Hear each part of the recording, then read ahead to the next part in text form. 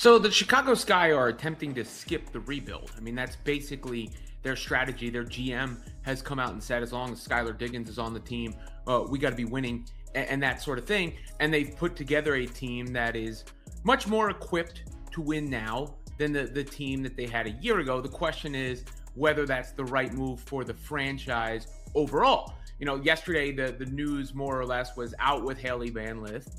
And look, I don't want to overstate that. Haley Van Lith is more famous than she is productive at the WNBA level. That's not a diss. It's just, you know, she's a pretty well. Angel Reese didn't just walk away. She saw the blueprint and it looked like a betrayal. The Chicago Sky decided to burn the future for a mediocre present. The trade news sent shockwaves through the locker room because it signaled one thing: they are done waiting. Reese, who was the heartbeat of the franchise's identity, suddenly found herself on the outside looking in as the front office prioritized expensive veterans over the young core. It wasn't just a business decision.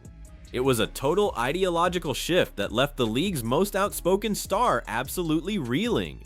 That Haley Van Lith is more famous than she is productive at the WNBA level. That's not a diss. It's just, you know, she's a pretty well-known player from her college days and hasn't really done anything at the WNBA level. Played 12 minutes a night for Chicago last year, 3.5 points per game. Had some nice preseason showings. Hopefully she gets another chance somewhere, but they did trade up for her in the draft. So that's a thing that's like, okay, was that bad asset management? Fair criticism. As far as like, was this a terrible mistake for the roster? I wouldn't go that far. The GM didn't hold back, making it clear that as long as certain veterans are on the floor, the mandate is winning right now. They aren't interested in the long game or the slow burn of a rebuild. This strategy is effectively skipping the line, trying to jump from the basement of the standings straight into title contention. But for a player like Reese, seeing the team mortgage their draft capital is a slap in the face. They are trading away the chance to build a dynasty just to avoid being embarrassed by Caitlin Clark and the Indiana Fever in the short term. So that's a thing that's like, okay, was that bad asset management? Fair criticism. As far as like, was this a terrible mistake for the roster? I wouldn't go that far. Now, with Haley Van Lith out, in came Natasha Cloud. Cloud was the highest profile free agent remaining. Really the only true high profile free agent remaining, with Tina Charles retired now. And she comes in, and obviously we know what Natasha Cloud brings. She got paid, looked like around the league average is where it settled in. And with a Cloud, Skylar Diggins, eventually Courtney. Look at the names they brought in to execute this desperate plan. Natasha Cloud was the biggest prize left on the market, and the Sky paid a massive premium to get her signature. She brings championship experience and veteran leadership, but at what cost? By filling the roster with high-priced veterans like Cloud and Skylar Diggins-Smith, the Sky have effectively capped their ceiling. They've built a team that is good enough to compete, but perhaps never great enough to actually win it all. It's a win-now move that reeks of fear rather than a calculated long-term vision. Out, in came Natasha Cloud. Cloud was the highest profile free agent remaining. Really the only true high profile free agent remaining, with Tina Charles retired now. And she comes in, and obviously we know what Natasha Cloud brings. She got paid, looked like around the league average is where it settled in. And with a Cloud, Skylar Diggins, eventually Courtney Vandersloot backcourt, you've got a couple of different looks there. You've got obviously veteran experience. You've got, you know, winning experience and all that. So expect the Sky to be much improved from last season. The most baffling part of this entire saga involves the handling of Haley Van Lith. She's arguably more famous than she is productive at this level, but the Sky traded up specifically to get her. Then, in a move that screams bad asset management, they let her walk after she barely touched the floor. She averaged just 12 minutes a night and scored less than 4 points per game. To trade away valuable draft equity for a player you don't even plan to keep is the definition of a front office disaster. It shows a complete lack of direction that would make any superstar lose their mind. Itself. And Camila Cardoso, I'm not a huge believer in and fan of. She hasn't really expanded her game. I would take Angel Reese over Camila Cardoso. Obviously, Reese was shipped out. She still has the size and the touch and everything, but in modern basketball, can she defend in space at all? Can she ever, move to the point where she's stretching the floor and not needing the ball in that specific situation for everybody to have to play off that? And then they're a very old team just in general. I mean, the players that become really important now, I think. While the Sky are hunting for veteran stability, the rest of the league is looking at the incoming talent pool with envy. By trading away their picks over the next 2 seasons through swaps and direct deals, Chicago has disqualified themselves from the Juju Watkins sweepstakes. They've also surrendered any chance at Sarah Strong. These are the transcendent talents that changed the entire geometry of a franchise for a decade. Instead of positioning themselves to grab a generational star, the Sky have chosen to settle for a middle-of-the-pack roster that will likely get stuck for years. She defend in space at all? Can she ever, move to the point where she's stretching the floor and not needing the ball in that specific situation for everybody to have to play off that? And then they're a very old team just in general. I mean, the players that become really important now, I think, are J.C. Sheldon, who they also gave up draft capital for, and Jaquez, who they drafted higher than most people thought she would be drafted. Rickea Jackson as well, who was, a big upside play in that trade for Ariel Atkins, but, they gave up a lot of their draft capital. Let's talk about the specific player comparison that is driving the tension in Chicago. The front office seems to have placed their bets on Camila Cardoso, but many experts, and likely Angel herself, see it differently. Cardoso has the size, but her game hasn't evolved to match the modern, fast-paced WNBA style. There are serious questions about whether she can defend in space or stretch the floor effectively. If you look at the raw impact on the game, many would take Angel Reese over Cardoso every single day. Shifting the focus away from Reese feels like a fundamental misunderstanding. WNBA, they don't have their picks over the next 2 seasons, either via pick swap or just traded away. So they have no chance at Juju Watkins and Sarah Strong. And those would be the 2 players you kind of identify as like, oh, they could change the entire dynamics of a franchise. As is, they've got a veteran-laden team. They've got an experienced team. They've got a tough team. Stevens brings the ability to score from the outside at the forward spot. Banham has talked about taking on a bigger role as a shooter. The roster they've assembled is now one of the oldest and most veteran-laden in the entire league. While experience is usually a plus, in a league that is getting younger and more explosive, this looks like a recipe for disaster. They are relying on Skylar Diggins-Smith to be the primary point of attack, creating everything for a group of players who are past their physical primes. It's a heavy burden for a veteran backcourt to carry, especially when they've given up the youth and energy that players like Reese provide. The Sky are betting the house on old school in a new school era. They've got a veteran-laden team. They've got an experienced team. They've got a tough team.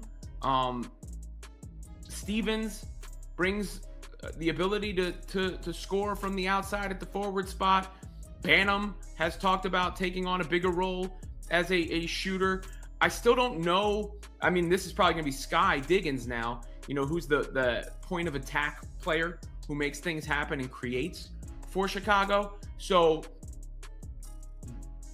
they went straight from the basement to win now mode and skip the rebuild. And that would be my biggest concern for the Sky City. This win now mentality seems specifically designed to counter the massive hype and momentum building around Caitlin Clark and the Fever. The Sky are terrified of falling behind and becoming irrelevant in the shadow of the league's new golden child. They are making moves based on optics rather than basketball logic. Instead of being patient and building a roster that can dominate for years, they are throwing everything at the wall just to stay competitive in the current news cycle. It's a reactionary strategy that ignores the foundational work required to build a winning culture. Angel Reese's frustration stems from the fact that she knows what it takes to win at the highest level. She's a winner who understands that you can't skip steps without paying a heavy price later. Seeing the team trade away their future for a few extra wins in May and June is a betrayal of the competitive spirit. They've created a team with a very clear, very low ceiling. While they might win a few more games than they did last year, they have zero path to a championship without those high-value draft picks they've so carelessly tossed away in these recent trades. The asset management in Chicago has become a laughingstock among league insiders. When you trade up for players you eventually waive and give away picks for veteran rentals, you are essentially burning your house down to keep warm for one night. The Sky are acting like a team that is one piece away from a title, when in reality they are a team that needs a total structural overhaul. By skipping the rebuild, they are just delaying the inevitable collapse. Reese sees the writing on the wall, and she's not the type of person to sit back and watch a train wreck happen in silence. There's also the issue of floor spacing and modern offensive sets. The Sky are leaning heavily into a front court that struggles to move outside the paint. If Cardoso can't develop a perimeter game, the offense will become stagnant and predictable. This puts an even greater strain on the veteran guards like Natasha Cloud to manufacture points out of nothing. In today's WNBA, if you can't defend in space and hit outside shots from the forward position, you are a dinosaur. The Sky are building a museum of talent rather than a modern basketball powerhouse, and the frustration is boiling over. Every move the Sky makes seems to be a desperate attempt to keep pace with the evolving landscape of the league. They brought in Stevens to provide some outside scoring from the forward spot, and Banham is being asked to take on a massive role as a shooter. But these are small fixes for a much larger problem. They don't have a true young superstar to build around anymore. They've essentially traded their soul for a chance to be the 4th or 5th seed in the playoffs. For a competitor like Reese, being okay is a fate worse than being bad, because it means you are stuck. The locker room dynamic is also a major concern. When you bring in high-profile veterans like Cloud and Diggins Smith on big contracts, the hierarchy of the team shifts instantly. It can alienate the younger players who feel like they've earned their spots through the grind. Reese has always been a leader who commands respect, but this new veteran-first policy creates a clear divide. It's no longer about who the best player is, it's about who the front office has invested the most money in. That kind of environment is toxic for team chemistry and leads to massive internal drama. Let's not forget the Ariel Atkins trade, which was another massive gamble. They gave up huge capital for Rickea Jackson, hoping she would be a high upside play. While Jackson has talent, she's being dropped into a chaotic situation where there is no clear development plan. The Sky are trying to develop youth while simultaneously demanding immediate veteran results. You can't have it both ways. This identity crisis is tearing the organization apart from the inside, and it's why the skip the rebuild strategy is being met with such fierce internal resistance from the actual players. The Sky's front office is betting that veteran grit can overcome raw, generational talent. They think Natasha Cloud's toughness and Skylar Diggins Smith's playmaking can neutralize the impact of players like Caitlin Clark. But the history of the WNBA shows that you need those transcendent top-tier draft picks to reach the summit. By trading away their shots at Juju Watkins and Sarah Strong, they've essentially locked themselves out of the elite tier for the foreseeable future. It's a short-sighted move that prioritizes ticket sales over actual championship hardware. Rumors are swirling that the tension between the coaching staff and the young core is at an all-time high. When the strategy changes midstream without consulting the franchise pillars, people lose trust. Reese is a player who thrives on transparency and a clear vision. When she sees the team making moves that don't make basketball sense, she's going to speak up. The shocking plan to skip the rebuild isn't just a strategy, it's a fundamental change in the team's DNA that excludes the very people who were supposed to be its future. The disconnect is becoming impossible to hide. Think about the pressure this puts on the remaining young players like Sheldon and Hawkes. They were drafted higher than many expected, and now they are being forced to contribute immediately to a win-now system that doesn't allow for rookie mistakes. There is no room for growth when the mandate is to win every single night to justify the veteran payroll. The Sky have created a high-pressure cooker where the young talent is likely to burn out before they ever reach their full potential. It's the exact opposite of how you build a sustainable winning culture in pro sports. The comparison between Angel Reese and Camila Cardoso isn't just about stats, it's about the direction of the franchise. Reese represents a modern, versatile, and high-energy style of play that fans gravitate toward. Cardoso, while talented, feels like a piece from a different era. By shipping out Reese and doubling down on a traditional veteran-heavy roster, the Sky are signaling that they are afraid of the future. They are clinging to what they know rather than embracing what the league is becoming. This fear-based decision-making is exactly why the team is in such turmoil. Chicago's GM is essentially playing a high-stakes game of poker with a hand that isn't nearly as strong as they think. They've gone all in on a roster that lacks the depth and explosive scoring needed to compete with the top tier of the league.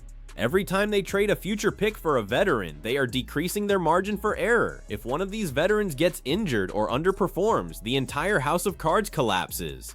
There is no safety net, no young core waiting in the wings to take over, and no draft picks to help them recover. It is a reckless and dangerous gamble. The news about the skip the rebuild strategy has turned the Sky into a case study of what not to do in the modern WNBA. Other teams are watching this disaster unfold and thanking their lucky stars they aren't in Chicago's position. While the Fever are building around Caitlin Clark with a clear long-term plan, the Sky are flailing in the dark. They are trying to manufacture a rivalry without having the foundational strength to back it up. Angel Reese knows this better than anyone, which is why her reaction has been so visceral. She refuses to be part of a sinking ship. Even the fans are starting to turn. They were promised a new era of Sky basketball led by exciting young stars, but instead they are getting a retread of veteran players who have already seen their best days. The excitement of the draft has been replaced by the realization that there are no more picks coming for 2 years. The atmosphere at the arena is changing from one of hope to one of frustration. People can see through the PR spin. They know that skipping the rebuild is just a fancy way of saying the front office is too scared to do the hard work of building a contender. As the season progresses, the flaws in this plan are becoming impossible to ignore. The veteran guards are getting tired, the lack of floor spacing is killing the offense, and the young players are demoralized. The Sky are finding out the hard way that you can't buy chemistry and you can't shortcut your way to greatness. Every loss feels heavier because there is no light at the end of the tunnel in the form of a high draft pick. They are stuck in the here and now, and the here and now isn't nearly good enough to compete with the giants of the league or the rising stars. In the end, the Chicago Sky's decision to skip the rebuild might be remembered as one of the biggest front office blunders in history. By alienating their brightest young stars and mortgaging their future for a mediocre present, they've put the entire franchise at risk.